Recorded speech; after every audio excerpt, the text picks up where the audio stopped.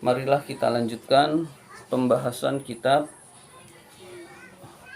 Kifayatul Atqiyah. Seperti biasa kita bersalawat dulu kepada Rasulullah SAW. Ya Rabbi bil Mustafa balligh maqasidana waghfir lana ma madha ya wasi'al karami. Ya Rabbi bil Mustafa balligh maqasidana waghfir lana ma madha ya wasi'al karami. Muhammadun sayyidul qawnaini wa thaqalaini wal fariqaini min urbin wa min ajami. Ya Rabbi bil Mustafa balligh maqasidana waghfir lana ma madha ya wasi'al karami.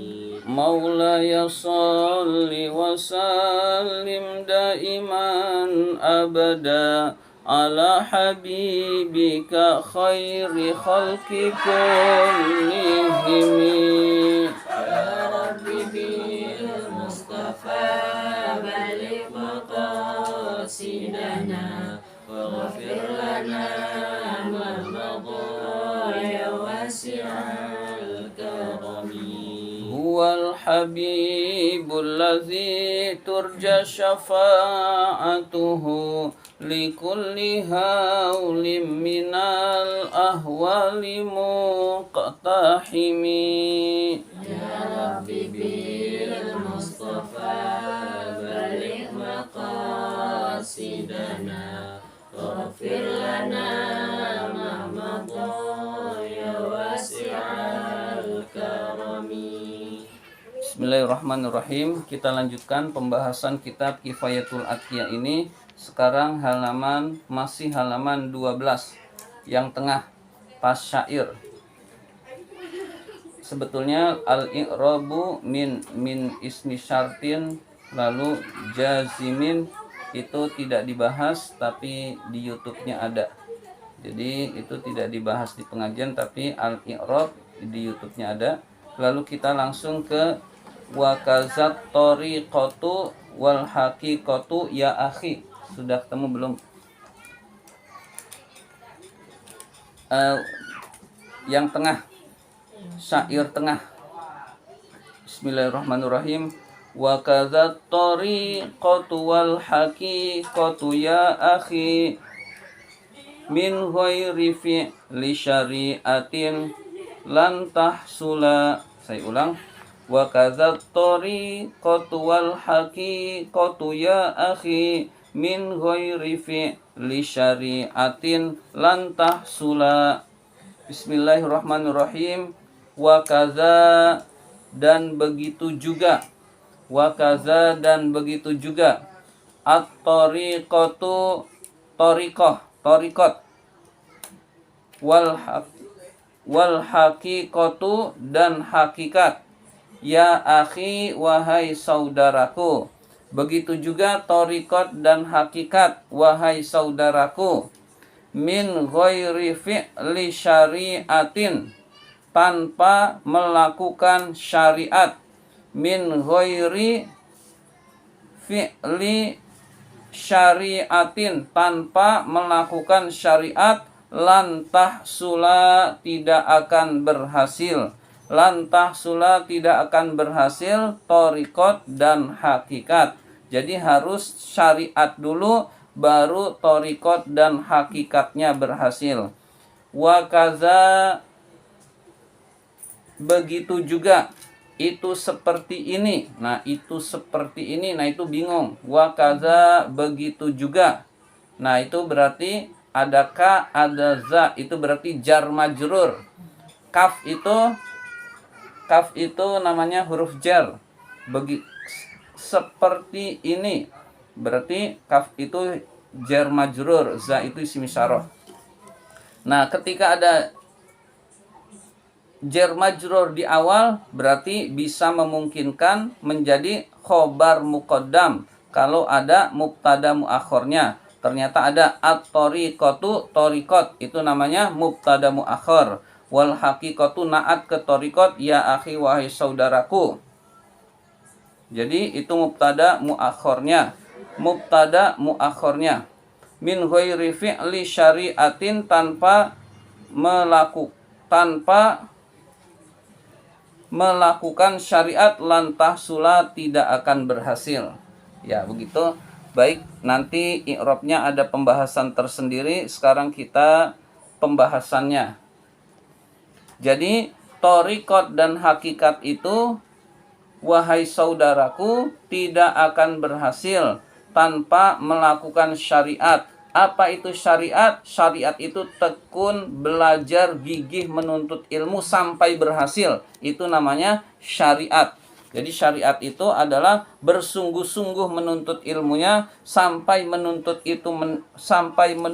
ilmunya mendalam, kemudian dia memahami yang berkaitan dengan agama sehingga dia tahu apa yang harus dilakukan. Itu namanya syariat. Tanpa syariat maka tidak akan berhasil thariqat dan hakikat. Mau ibadah nggak pakai ilmu, pasti ibadahnya salah, pasti ibadahnya keliru, sehingga orang tersebut merasa benar tapi sebenarnya tersesat karena ibadahnya yang salah. Apalagi hakikat, yaitu dekat dengan Allah, lebih jauh lagi. Kalau ibadahnya saja sudah salah yang tanpa ilmu, maka hakikat tidak akan mungkin berhasil. Berarti syariat, ketekunan menuntut ilmu sampai berhasil, itu adalah syarat mutlak agar bisa dekat dengan Allah, agar bisa ibadah dengan baik. Jadi itulah thariqat dan hakikat tidak akan berhasil tanpa syariat, yaitu ketekunan mendalam menuntut ilmu. Haza, ini adalah nazom, ini adalah natijatuma, kesimpulan keterangan. Natijatuma, kesimpulan. Ma itu kita terjemahkan keterangan. Qablahu, yang sebelumnya. Aidon, juga. Nazom ini juga adalah kesimpulan keterangan sebelumnya. Jadi nazom ini adalah kesimpulan keterangan sebelumnya. Jadi kesimpulan dari keterangan-keterangan yang telah lalu adalah thariqat dan hakikat itu tidak akan berhasil tanpa melakukan syariat. Jadi orang tersebut harus melakukan syariat. Wal maknanya, artinya adalah anna thariqata, bahwa thariqat, wal haqiqata, dan hakikat, kilahuma, masing-masing keduanya, mutawaffiqun, tergantung, ala syariati, atas syariat. Jadi thariqat dan hakikat keduanya masing-masing tergantung kepada syariat. Syariatnya benar, maka thariqat dan hakikatnya benar atau lurus. Syariatnya keliru, maka thariqat dan hakikatnya dia juga keliru, tidak akan sampai kepada mendekatkan diri pada Allah. Berarti syariat kita laksanakan, sholat laksanakan dengan baik, ibadah-ibadah kita laksanakan dengan baik agar kita bisa mendekatkan diri kepada Allah. Fala yastaqimani, maka tidak akan tegak keduanya. Thariqat dan hakikat itu tidak akan tegak. Wala yahsulani, dan keduanya tidak akan berhasil. Tidak berhasil illa biha, kecuali menjalankan syariat, kecuali menjalankan syariat Islam. Syariat Islam itu terutama yang wajib-wajib ditunaikan. Contohnya yang wajib adalah ibadah sholat. Ada misalkan disebut dia mah waliullah, nggak perlu sholat, maka itu ajaran sesat, nggak boleh kita ikuti.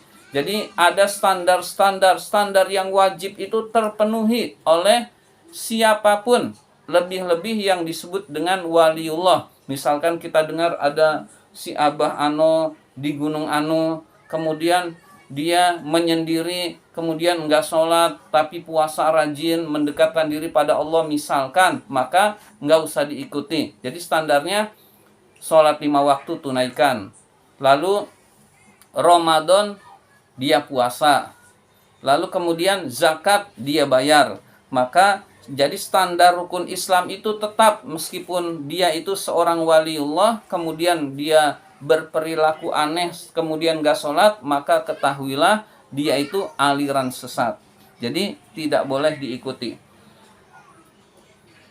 Illa biha, kecuali dengan syariat. Fal mu'minu, maka seorang mukmin, wa in alat, walaupun dia itu mulia, darajatuhu, derajatnya, wartafaat, dan tinggi, manzilatuhu, kedudukannya di sisi Allah Subhanahu wa taala. Misalkan ada seorang mukmin, dia mulia derajatnya, kedudukannya tinggi di sisi Allah. Wasoro, dan orang mukmin itu min jumlatil auliya'i, termasuk golongan waliullah, termasuk para aulia Allah, wali-wali Allah.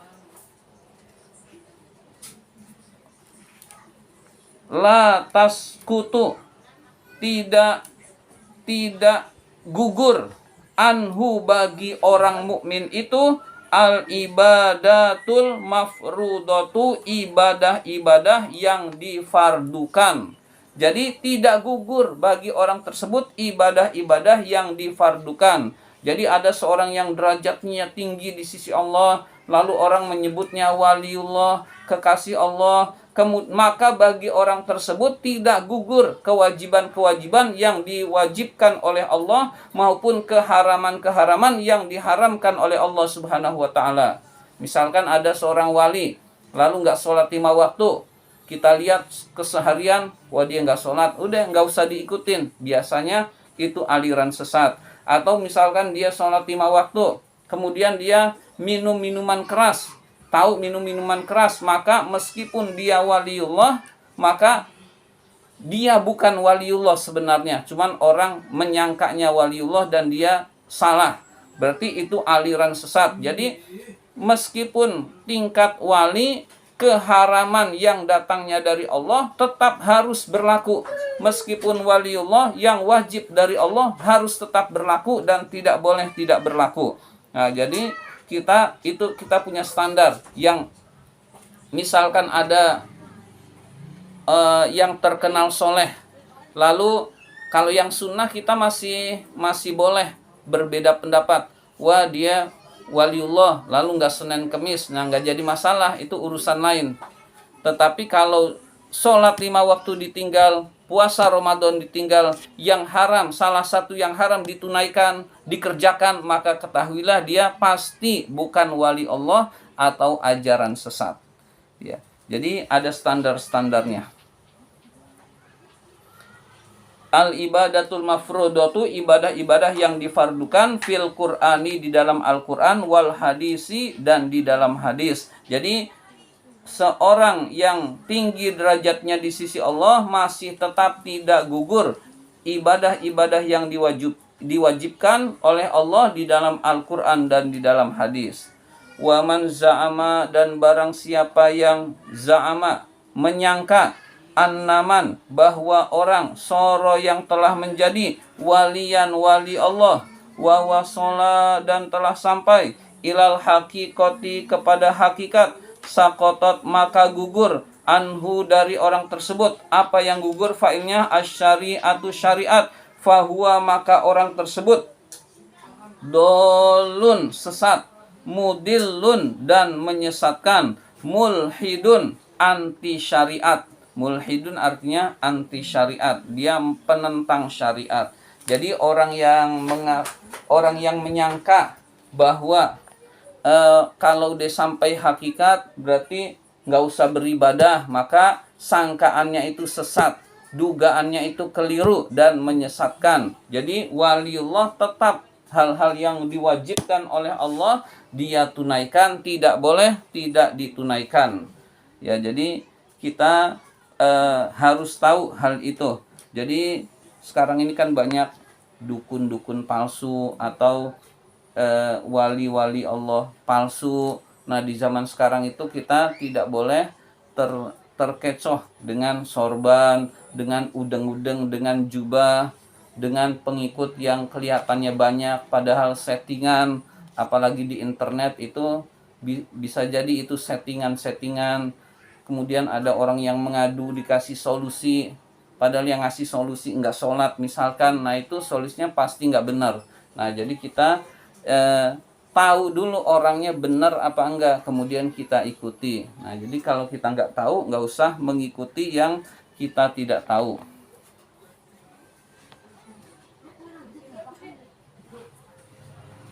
Walam taskut dan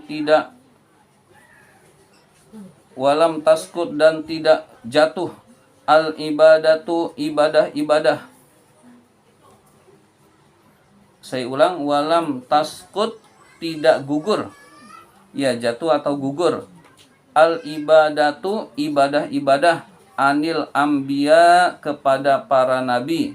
Jadi ibadah itu para nabi saja melaksanakan, apalagi waliullah yang tingkatannya pasti di bawah nabi. Ya, contohnya Rasulullah. Rasulullah itu tahajudnya luar biasa, sholat 5 waktunya beres, selalu berjamaah. Nah, itu jadi patokan kita adalah Rasulullah, teladan kita adalah Rasulullah. Jadi kalau ada orang yang mengaku waliullah sementara tidak berstandar kepada Rasulullah, terutama hal-hal yang wajibnya, maka dia adalah wali palsu, bisa dipastikan wali palsu. Sekarang ini ada yang kelihatannya gembel lalu dianggap wali, itu juga ada. Maka jangan sampai keliru, wah dia zuhud. Nah, belum tentu juga. Jadi banyak penampilan-penampilan yang kadang-kadang menyesatkan. Jadi kepada para nabi saja ibadah itu tidak gugur, fadlan lebih-lebih anil auliyai kepada para wali. Jadi kepada nabi aja enggak, kewajiban itu enggak gugur.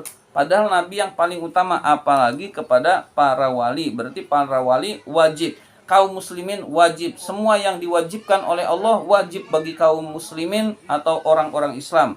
Semua yang dilarang oleh Allah haram.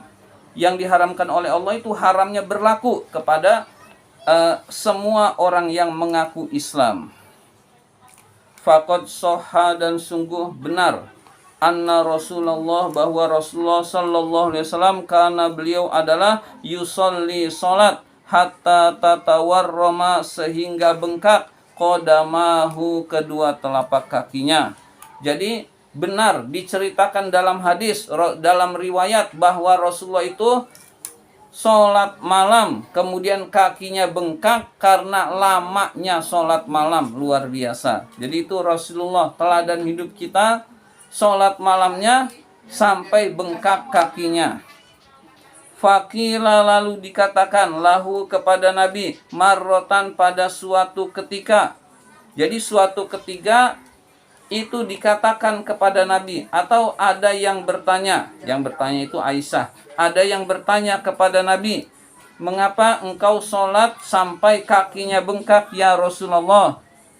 Alam yaghfir, bukankah telah mengampuni Allahu Allah, bukankah Allah telah mengampuni laka kepada engkau ma dosa-dosa, ma apa-apa taqaddama yang telah terdahulu min zambika berupa dosamu wa ma ta'akhkhara dan apa-apa yang akan datang. Maksudnya dosa-dosa yang dahulu dan yang akan datang engkau sudah diampuni oleh Allah Subhanahu wa taala. Jadi ibadahnya luar biasa padahal dosa-dosanya sudah dijamin ampun. Artinya kalau punya dosa, dosanya diampuni padahal nggak punya dosa. Nah, itu Rasulullah. Kalau punya dosa, dosa-dosanya sudah diampuni oleh Allah padahal beliau tidak punya dosa. Beliau itu maksum, terjaga dari perbuatan dosa. Liyaghfira lakallahu ma taqaddama min dzambika wa ma ta'akhkhar. Faqala maka Rasul bersabda, afala akunu abdan syakura. Afala akunu abdan syakura. bukankah aku ini seorang hamba yang bersyukur? Bukankah aku ini seorang hamba yang bersyukur? Artinya bersyukur makin diampuni, makin banyak ibadahnya. Makin diampuni, makin banyak istighfarnya. Jadi bersyukur itu berarti senang memberi balasan. Itu namanya bersyukur. Diampuni oleh Allah, istighfarnya banyak. Diampuni oleh Allah, ibadahnya banyak. Itu namanya hamba yang bersyukur. Nah, julukan Rasul adalah abdan syakura, hamba yang bersyukur. Wadzalika, yang demikian itu, li'annal ibadata, karena sesungguhnya ibadah, wujubuha, wajibnya ibadah, lihaqqil ubudiyati, karena melaksanakan hak kehambaan kepada Allah. Jadi ibadah itu wajibnya karena benar karena hak ubudiyah. Hak ubudiyah itu hak penghambaan kepada Allah. Allah itu berhak untuk disembah hambanya. Itu namanya hakil ubudiyah. Fali haqqi syukrin nikmah, fali haqqi syukrin nikmah, dan karena hak bersyukur terhadap nikmat Allah. Jadi karena hak bersyukur terhadap nikmat. Wali itu bil wilayati, dengan kewaliannya, la yakhruju, tidak keluar, min haddil ubudiyati, dari batasan ubudiyah, dari batasan seorang hamba. Jadi wali itu meskipun hebat, meskipun luar biasa, tetap dia hamba Allah. Hamba Allah itu Allah punya hak untuk disembah dari wali tersebut. Jadi wali meskipun luar biasa tetap hamba Allah. Hamba Allah itu mengabdi kepada Allah. Berarti dia harus melaksanakan kewajiban-kewajiban yang datangnya dari Allah. Wala itu maksudnya wala yakhruju, dan tidak keluar. Yakhrujunya yang depan. Wala, dan tidak keluar, an kaunihi, dari adanya wali itu, muna'aman, muna'aman alaihi, diberi nikmat kepadanya. Jadi wali itu kan diberi nikmat. Tetap sehebat apapun wali, dia mendapatkan nikmat Allah. Mendapatkan nikmat Allah harus bersyukur kepada Allah. Nah, bersyukur kepada Allah yaitu dengan ibadah kepada Allah. Kesimpulannya, jadi ketika ada yang mengaku waliullah kemudian tidak standar syariat, ketahuilah dia sesat menyesatkan, tidak boleh kita ikuti. Demikian pembahasan kitab Kifayatul Atqiya ini, mudah-mudahan bermanfaat. Mari kita tutup pertama dengan hamdalah. Alhamdulillahirabbil alamin.